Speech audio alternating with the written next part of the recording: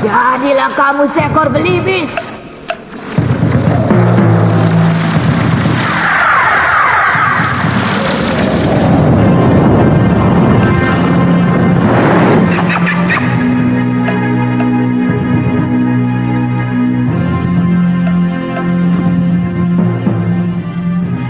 Sebenarnya, aku ingin juga mengabdi pada Gusti Putri. Loh, kamu itu jangan macem-macem. Nanti kalau tak potong lehermu, tak jadikan opor mau. Loh, biar aku sudah di sana, aku akan tetap sering kemari, Gembil. Si Gembil itu benar-benar goblok. Dia mau capek-capek kerja, padahal di bawah pohon ini ada harta karun yang mahal harganya. Itu kekurangannya manusia. Dia tidak melihat yang tersembunyi karena matanya sering untuk melihat yang jorok-jorok. Kamu ingin kaya, Bil? Hah? Siapa orang goblok yang nggak mau kaya? Kalau kamu ingin kaya, aku mau menunjukkan harta karun yang terpendam di halaman rumahmu. Tapi kamu harus menyerahkan aku pada Tuan Putri. Kamu lihat di mana burung aneh seperti itu? Mungkin cuma angan-anganmu saja, Sekar. Duli Ayahanda, sungguh Ananda melihatnya sendiri. Tapi bagaimana bisa menangkap binatang liar seperti itu? Apalagi belibis. Punya sayap, bisa terbang kemana saja dia suka. Ayahanda kan bisa membuat sayembara untuk mendapatkannya.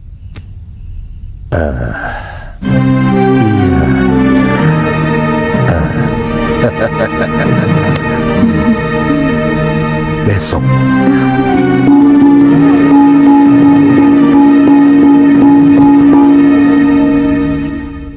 Wara-wara tita, barang siapa yang bisa menangkap burung belibis putih berjambul yang pandai bicara, maka Baginda Prabu akan menganugerahkan hadiah besar. Bagi pemilik belibis yang dengan sengaja atau tidak sengaja berusaha untuk menyembunyikannya, akan dikenakan hukuman seberat-beratnya.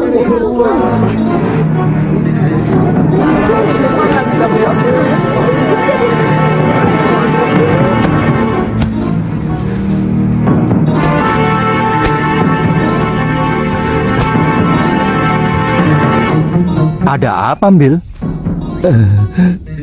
Bunyinya sudah dekat.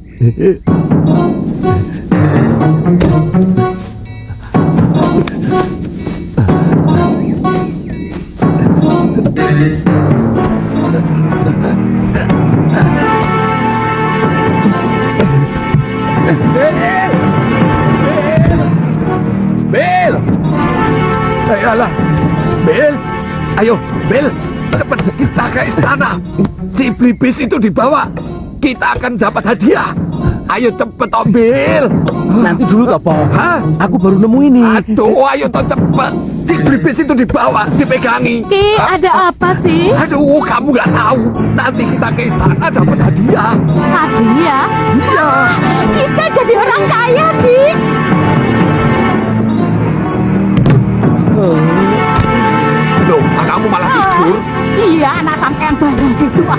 Apa sih, Bel. Le? Bel, El, waduh ini kok kayak begini sih. dicari orang tua kok malah Loh, malah kelenger Nyi. gimana sih? Peti itu ada apanya? Apa ada ularnya apa Nyi? Jangan-jangan ada hantunya. Dek, hati-hati. Saya mau tahu apa isinya itu. Hati-hati. Hati-hati, Dek. Capek lu. Sama hantu saja kok takut. Oh.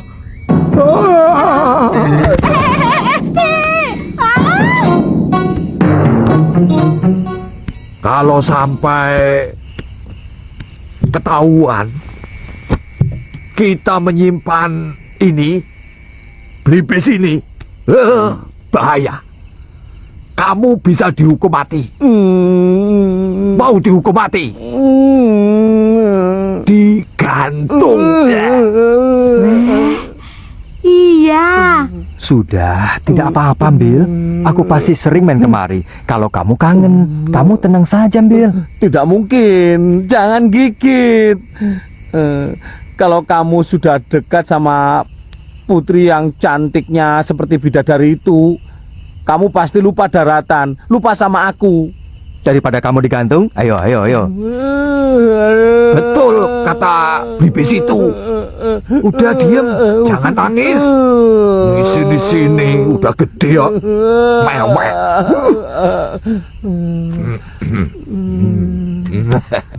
Hadapkan dia.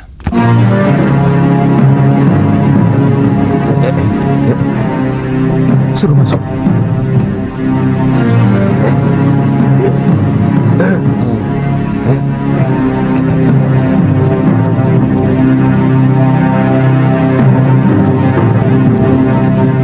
Silakan Ki. Ayo Bil.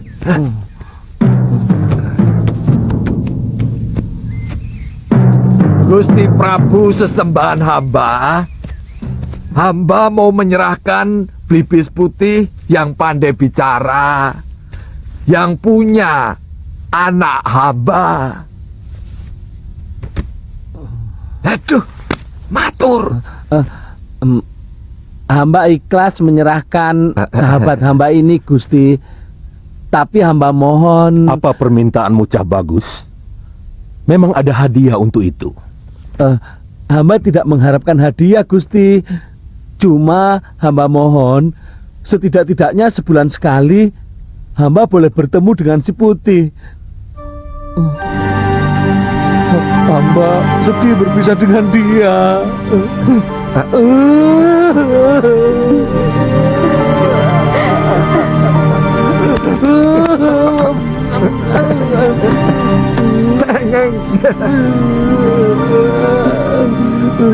Jangan nangis.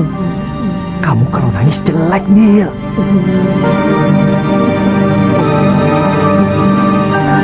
Bolehkan dia bertemu dengan si Jambul sebulan sekali? Kau boleh ketemu si Jambul sebulan sekali?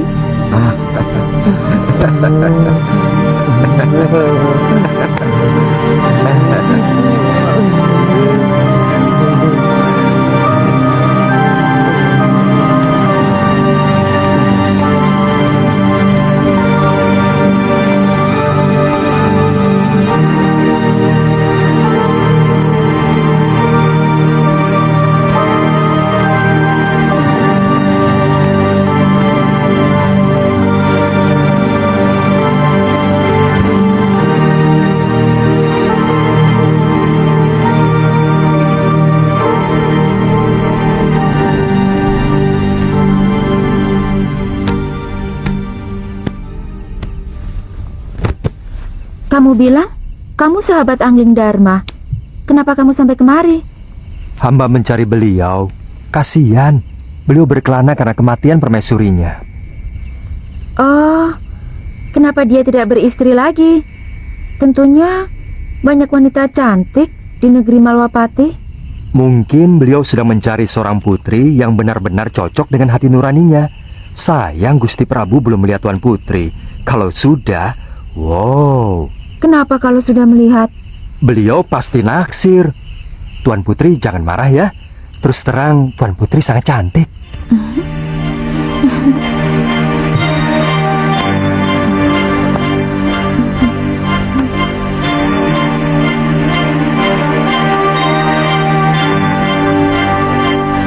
benar-benar menyenangkan aku, Putih.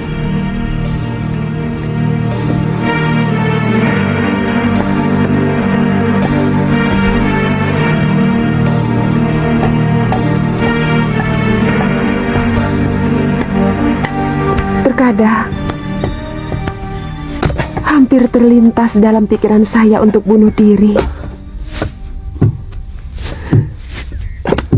Sejak mengawini Nila Saroya, hampir tidak pernah Kakang Mahasyura mendatangi saya. Saya merasa benar-benar dilecehkan oleh Kakang Empuh. Saya kira tidak perlu Nyai Dewi sampai melakukan perbuatan itu. Saya yakin suatu saat guru pasti akan menyadari kekeliruannya. Saya sudah tidak tahan geramnya. Apalagi semenjak Saroya hamil, saya menjadi sampah yang tidak ada harganya sama sekali. Sabar, Nyai. Kata orang-orang tua, sangat tidak bijak melawan suami yang sedang kasmaran.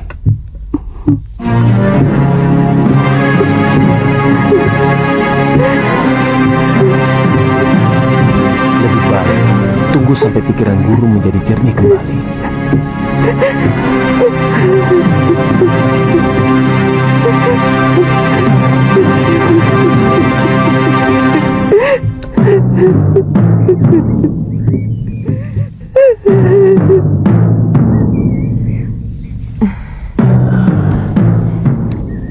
Sebaiknya Nini tidak usah ikut latihan. Saya takut kandungan ini akan keguguran.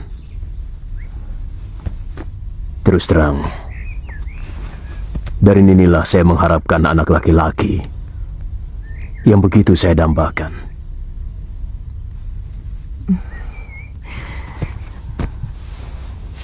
Kakang tega, orang yang membantai seluruh saudara seperguruan saya masih malang melintang. Saya akan balaskan sakit hatimu. Bukankah sekarang ini penderitaanmu adalah penderitaan saya juga?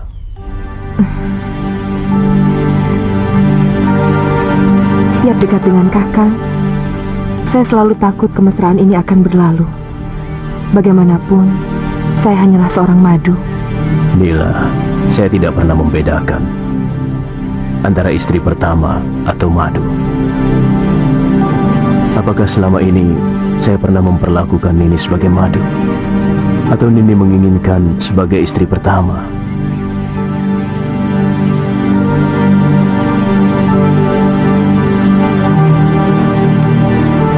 Saya hanya menginginkan masa depan yang lebih jelas. Karena hanya Kakanglah orang yang saya cintai dan saya dambakan.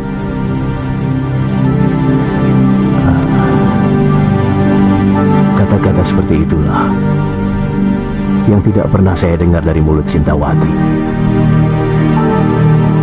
Mulai sekarang Nini akan mendapatkan apa yang Nini inginkan.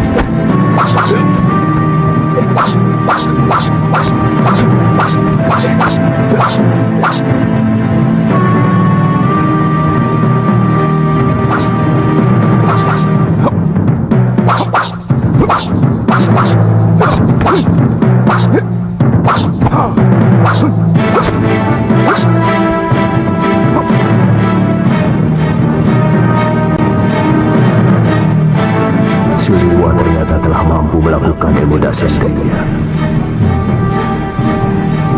Benar-benar anak ajaib.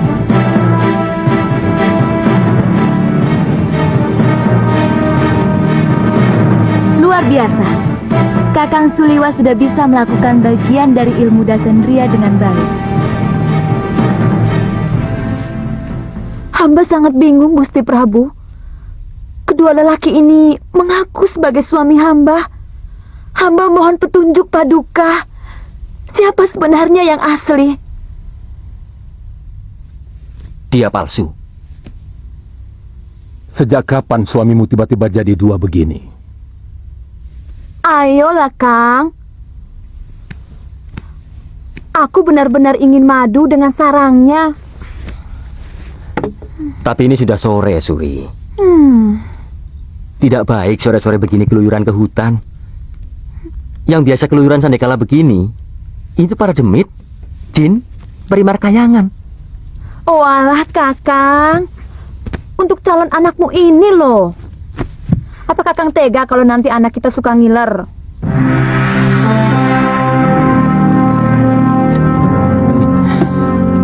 Ya sudah, saya cari.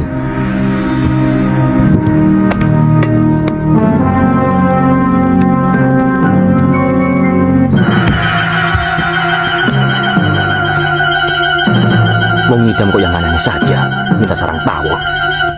Mana sudah sore lagi.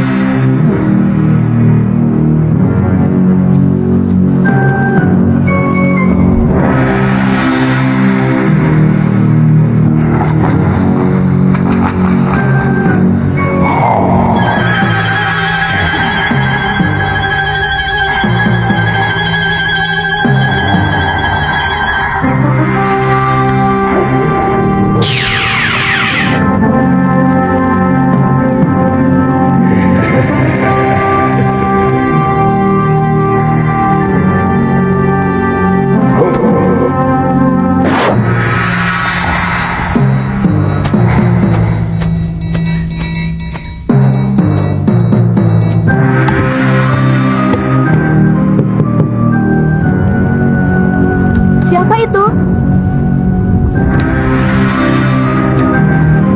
Kang Wajan? Loh, kok balik lagi? Ada yang ketinggalan?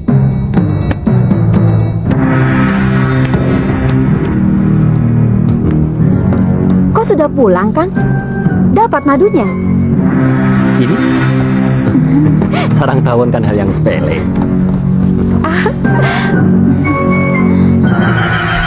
Enak.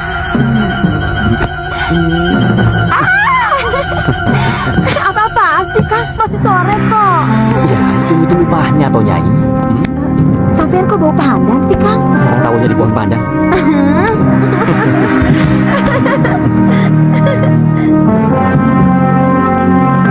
Suri, untung Pak Bu masih punya. Suri, Suri, buka pintunya. Suri, kamu di mana toh?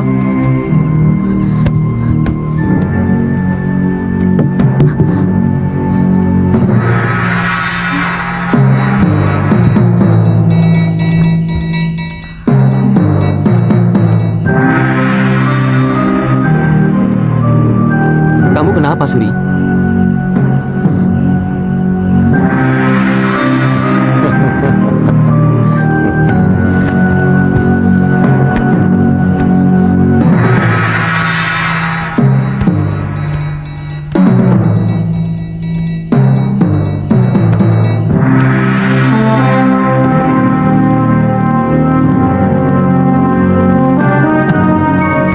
Siapa kamu? Kamu siapa? Aku Wajan, suami Suri. Bohong. Kamu yang bohong. Wajan.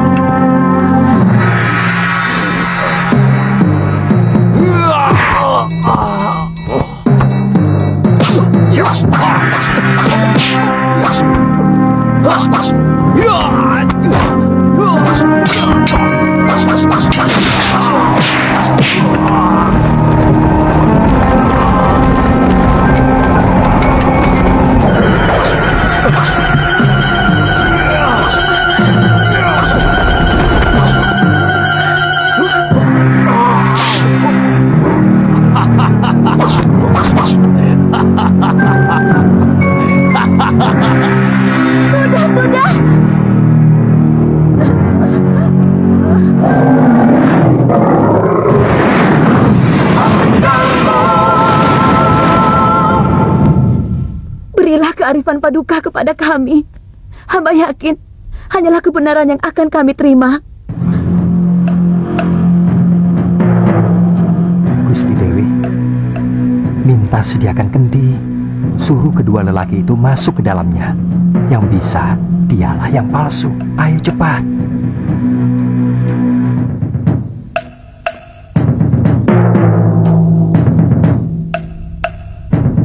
Pintar kamu. Ampun Romo Prabu, hamba tahu siapa suami ibu itu yang asli. Sekarwangi, ini masalah keadilan. Kamu jangan main-main. Hamba minta disediakan kendi. Ambilkan kendi.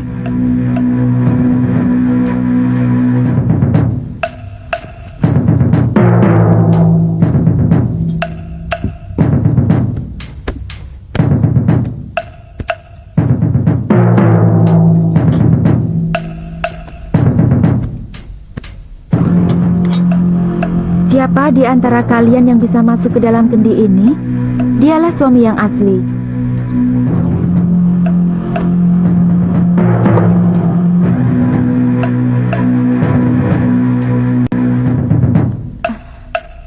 Ayo, mulai kamu. Silakan masuk ke dalam kendi. Hamba tidak sanggup, Gusti. Tapi sungguh, hamba suami suri. Hamba menikahinya 6 bulan yang lalu, Gusti. Hamba sanggup, Gusti.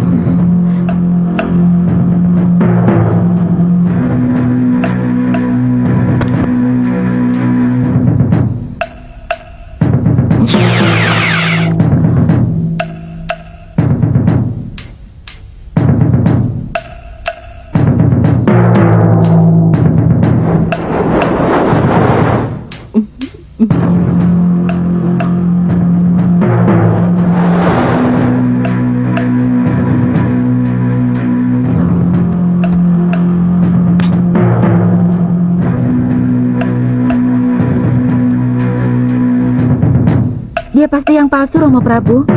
Dia genderuwo yang menyamar sebagai suami ibu itu.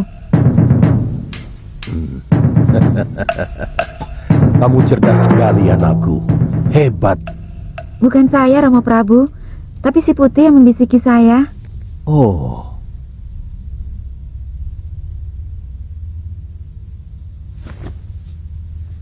Genderuwo busuk ini harus dihukum dan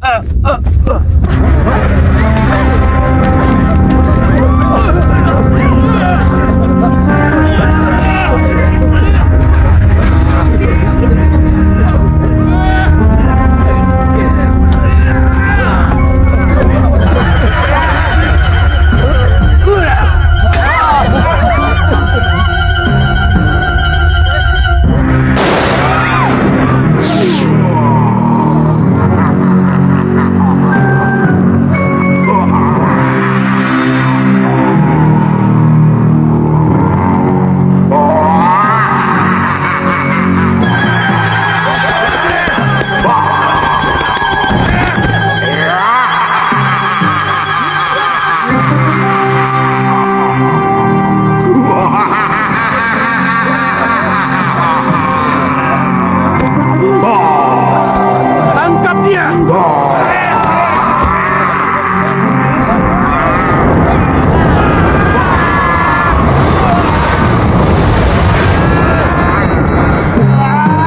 Tenang saja Gusti Dewi.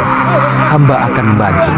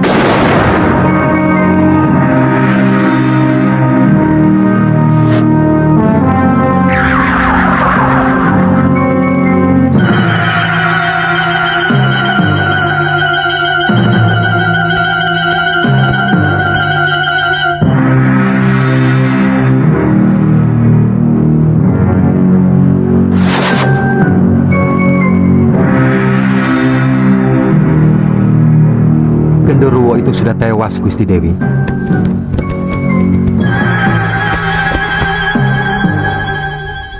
Genderuwo yang menyaruh itu sudah mati. Ini merupakan pelajaran bagi kaum perempuan untuk mengenali suaminya sendiri dengan teliti. Terima kasih, Gusti Putri.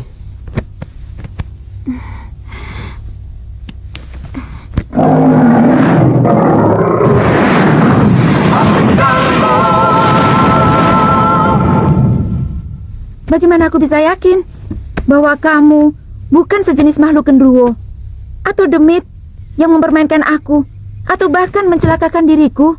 Dewata Maha tahu bahwa saya sedang terkena kutukan seorang penyihir. Jangan banyak alasan, Putih. Ku minta kau pergi sekarang juga dari sini. Tapi Gusti, Pergi!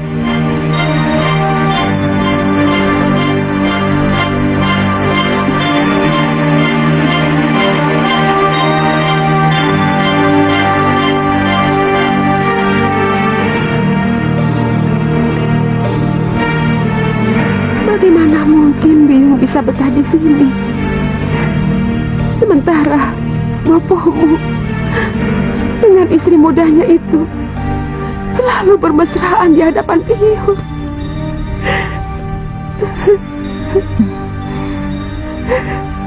Boleh saya bicara sesuatu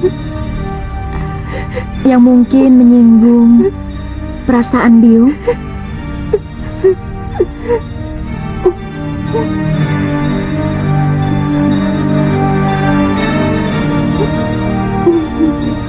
Terus terang, berita tentang hubungan Biyung dengan Gramya.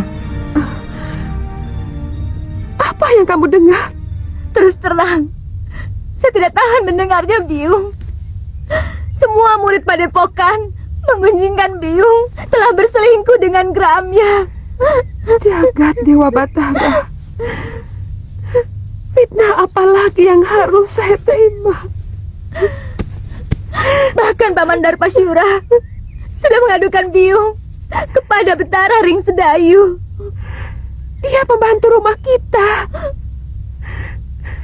Mana mungkin Biyung berselingkuh dengan orang yang derajatnya lebih rendah dari Biyung sendiri? Memang dia begitu penuh perhatian terhadap nasib Biyung, tapi tidak lebih dari itu. Tapi kata Paman Darpasyura, dia melihat dengan mata kepalanya sendiri, Yung. Pamanmu dari dulu memang benci pada Biyung karena dia menginginkan Kakang Mahasyura mengawini saudara dari istri Darpasyura sendiri. Waktu Biyung melahirkan kamu, dia yang repot karena Biyung melahirkan seorang anak perempuan.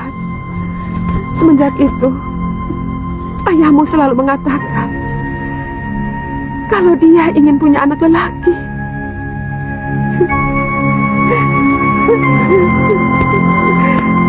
Apa salah saya kalau bayi yang saya kandung adalah wanita? Saya bukan dewata yang menentukan kelahiran. Saya hanya mengandung benih ayahmu. Apa salah saya?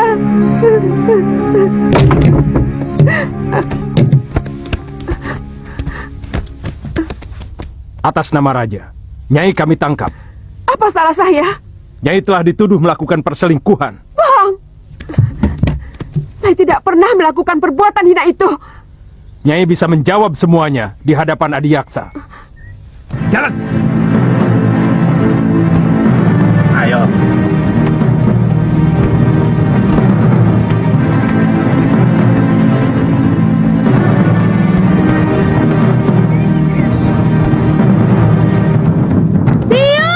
Jangan ikut campur, Nini.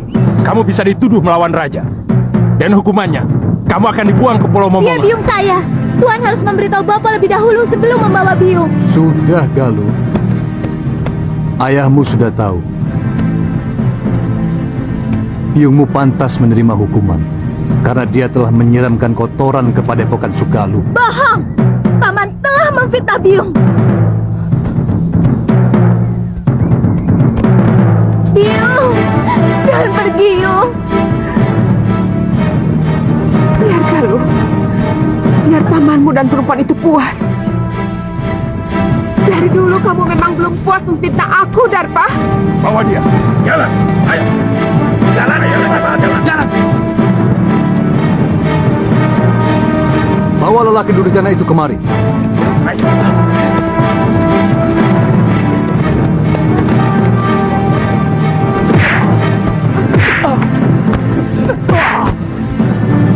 Ngadat kamu, Darpa. Kamu telah menyiksa orang yang tidak berdosa. Hei Dewi, keadilan Gusti Betara akan menentukan apakah Nyai bersalah atau tidak. Sebab tuduhan Adiaksa diperkuat saksi-saksi yang bisa dipercaya. Bawa. Jalan. Jalan. Yung.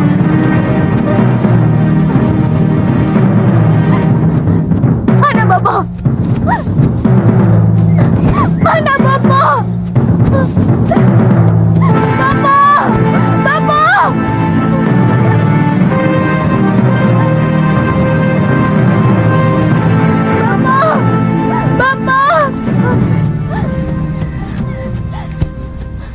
Bopo, Ada apa lu? Biung mau dibawa ke Sedayu, Bopo. Dia dituduh telah berselingkuh. Bopo harus menolongnya. Apa pantas Bopo menyelamatkan istri yang telah berkhianat, menyeleweng? Mestinya Bopo yang menghukum biungmu dan gendaknya. Dan menurut undang-undang, Bopo jugalah yang harus menikamkan keris ke jantung Gramia dan juga biungmu. Kenapa tidak Bopo lakukan? Galuh,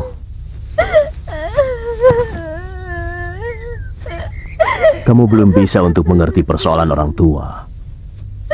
Memang barangkali ini bukan kesalahan biungmu semata.